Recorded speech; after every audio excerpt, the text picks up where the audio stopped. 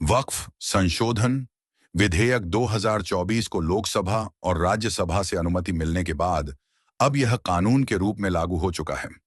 यह विधेयक वक्फ अधिनियम 1995 में संशोधन करता है और इसका उद्देश्य वक्फ संपत्तियों के प्रबंधन को पारदर्शी बनाना, दुरुपयोग रोकना और इसके लाभ को मुस्लिम समुदाय तक बेहतर ढंग से पहुंचाना बताया गया है।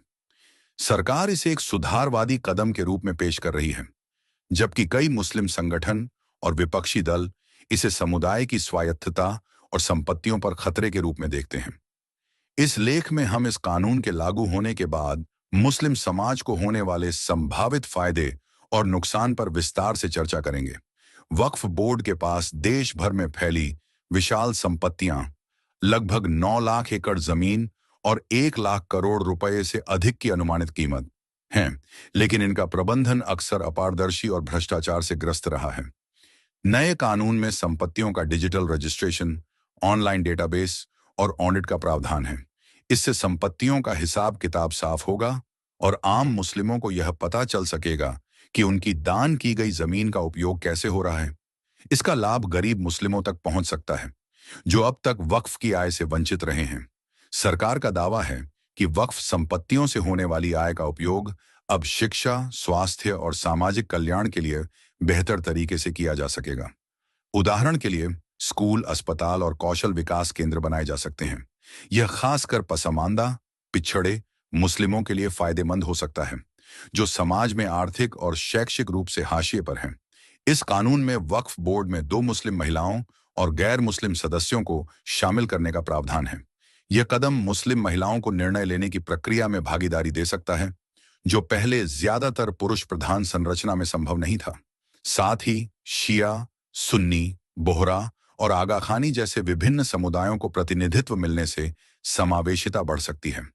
पहले वक्फ ट्रिब्यूनल का फैसला अंतिम माना जाता था, लेकिन अब हाई कोर्ट में अपील का रास्ता खुल गया है। इससे संपत्तियों पर अवैध कब्जे या गलत दावों को चुनौती दी जा सकेगी। यह उन मुस्लिमों के लिए राहत की बात हो सकती है जो अपनी संपत्तियों को वक्फ बोर्ड के मनमाने फैसलों से बचाना चाहते हैं। वक्फ एक इस्लामी परंपरा है, जिसे मुस्लिम समुदाय अपने धार्मिक नियमों के अनुसार संचालित करता रहा है। नए कानून में गैर मुस्लिम सदस्यों की नियुक्ति और कलेक्टर को संपत्तियों के सर्वेक्षण का अधिकार देने से कई लोगों को लगता है कि यह धार्मिक मामलों मन सरकारी दखलंदाजी है। इससे मुस्लिम समुदाय की स्वायत्तता कमजोर हो सकती है और उनकी धार्मिक भावनाएं आहत हो सकती हैं।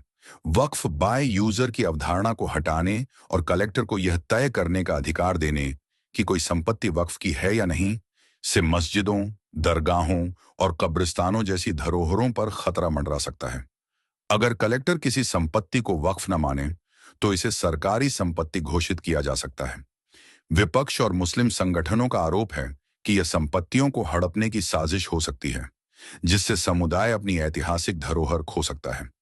नए कानून में हर वक्फ संपत्ति को 6 महीने के भीतर डिजिटल पोर्टल पर रजिस्टर करना अनिवार्य है, लेकिन भारत में वक्फ संपत्तियों की संख्या और उनके पुराने रिकॉर्ड की कमी को देखते हुए यह प्रक्रिया जटिल और समय लेने वाली हो सकती है। इससे संपत्तियों का प्रबंधन और भी अव्यवस्थित हो सकता है, जिसका नुकसान छोटे मस्जिदों और कब्रिस्तानों को उठाना पड़ सकता है। इस कानून का विरोध all India Muslim personal law board और कई अन्य संगठनों ने किया है। इसे लागू करने से मुस्लिम समुदाय में असंतोष बढ़ सकता है, जो सामाजिक सौहार्द को प्रभावित कर सकता है। साथ ही विपक्ष इसे अल्पसंख्यक विरोधी कदम के रूप में पेश कर रहा है, जिससे राजनीतिक ध्रुवीकरण और गहरा सकता है। यह तनाव मुस्लिम समाज को एकजुट होने के बजाय बिखरने की ओर ले जा सकता है। वक्फ बिल का लागू होना मुस्लिम समाज के लिए एक मिश्रित परिणाम लेकर आया है। एक ओर यह पारदर्शिता, समावेशिता और गरीब मुस्लिमों के विकास का वादा करता है, वहीं दूसरी ओर यह धार्मिक स्वायत्तता, संपत्तियों की सुरक्षा और सामाजिक एकता पर सवाल खड़े करता है। इसका असली प्रभाव इस बात पर निर्भर करेगा कि सरकार इसे कितनी संवेदनशीलता और निष्पक्षता के साथ लागू करती है।